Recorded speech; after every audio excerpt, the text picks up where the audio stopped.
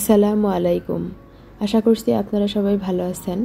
আমরা আল্লাহ তাআলার অশেষ রহমতে আলহামদুলিল্লাহ ভালো আছি।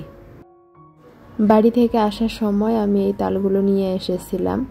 তো পরের দিন আমি তালগুলো ছিলে রস বের করে নিচ্ছি। রস করে তারপর ফ্রিজে রেখে দেব। যখন প্রয়োজন পড়বে পিঠা বা পায়েস যে কোনো কিছু বানিয়ে খেতে পারবো।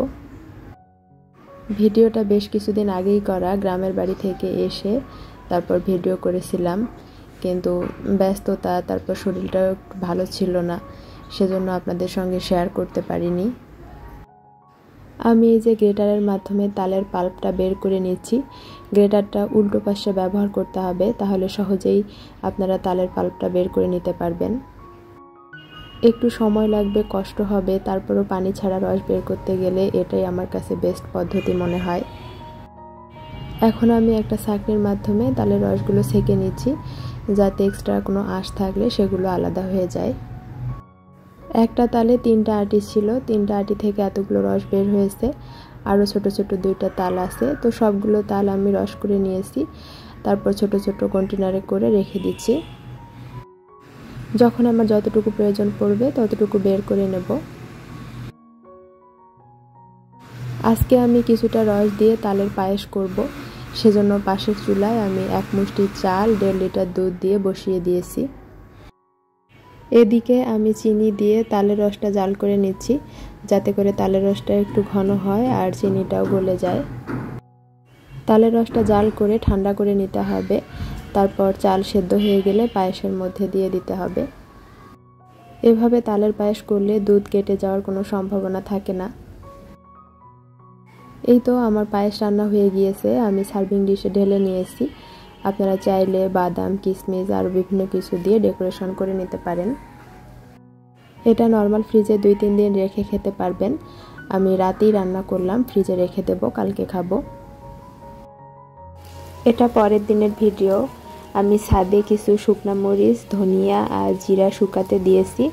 এগুলো ভালো করে শুকিয়ে তারপর মিল থেকে ভাঙ্গায় নিয়ে আসবো। আমি সবসময় এরকম আস্ত মশলাগুলো কিনে তারপর ভালো করে পরিষ্কার করে রোদে শুকিয়ে মিল থেকে ভাঙ্গায় নিয়ে আসি। কখনো কখনো ব্লেন্ডারেও ভাঙ্গাই, কিন্তু বেশি পরিমাণে হলে মিল থেকে নিয়ে আসি। এখানে 1 কেজি মরিচ আমি বোটা ফেলিয়ে তারপর শুকিয়ে নিচ্ছি। এগুলো ভালো করে মুসমুসে করে যখন শুকিয়ে যাবে তখন আমি গুঁড়া করে নিয়ে আসব। তবে ব্লেন্ডারে গুঁড়া করলে বেশি ভালো হয়, কোনো কিছু মিক্সড হওয়ার সম্ভাবনা থাকে না। কিন্তু মেশিনে দিলে অনেক কিছুই মিক্সড হয়, যেমন হলারের ভিতরে আগে থেকেই ওদের কিছু না কিছু থাকে, যে জিনিসটা আগে গুঁড়া করে সেই জিনিসটা থাকে, তো সেগুলো মিক্সড হয়ে যায়। কয়েকদিন আগে আমি এই কয়েন প্ল্যান্টটা লাগিয়েছিলাম, তো ছাদে রেখেছিলাম যাতে একটু বৃষ্টির পানি রোদ পায়, তো ছাদ থেকে নিয়ে আসলাম। এখন টবটা একটু ভালোভাবে পরিষ্কার করব, কারণ এটা অনেকটাই নোংরা হয়ে গিয়েছে। পরিষ্কার করে তারপর বেসিনের পাশে রেখে দিব। ঘরে একটু সবুজের ছোঁয়া থাকলে ভালো লাগে। আমার ঘরে তেমন কোনো গাছ নাই, কয়েকটা মানি প্ল্যান্ট আছে আর এই একটা কয়েন প্ল্যান্ট রেখে দিচ্ছি। এগুলো যেহেতু ইনডোর প্ল্যান্ট, খুব বেশি আলোর প্রয়োজন হয় না, ঘরে খুব ভালোভাবেই হয়ে যায়। অনেক দিন পর একটু কিছুক্ষণের জন্য রোদে দিলেই হয়। এখন রান্না বান্না শুরু করব দুপুরের। তো আজকে ভুড়ি রান্না করব। আমি বাড়ি থেকে ভুড়ি নিয়ে এসেছিলাম, গরুর ভুড়ি। তো ভুড়িগুলো বাসা থেকে নিয়ে এসেছিলাম, তখন আমার শাশুড়ি সব ধরনের মশলা, তারপর হলুদ মরিচ সব কিছুই দিয়ে জাল করে দিয়েছে। এখন আরও একটু করে মশলা দিয়ে বাগার দিয়ে তারপর প্রেসার কুকারে সিদ্ধ করে নেব। কিছুদিন ধরে আমার শরীরটা বেশি ভালো নেই, সেজন্য নিয়মিত ভিডিও শেয়ার করতে পারি না।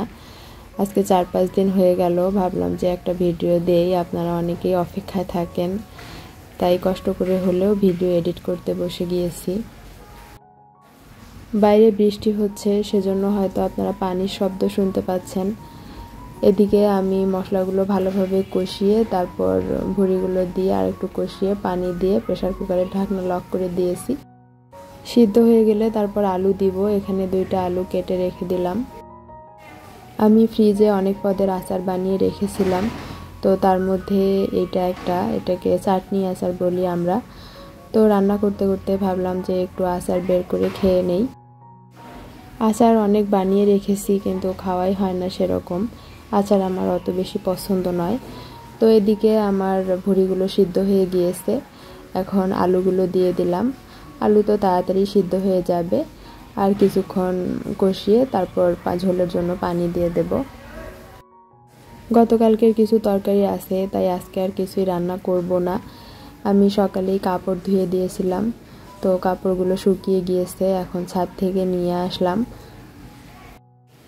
বেশিক্ষণ রাখলে আবার জ্বলে যায়, সেজন্য শুকিয়ে যাওয়ার সঙ্গে সঙ্গে নিয়ে আসি।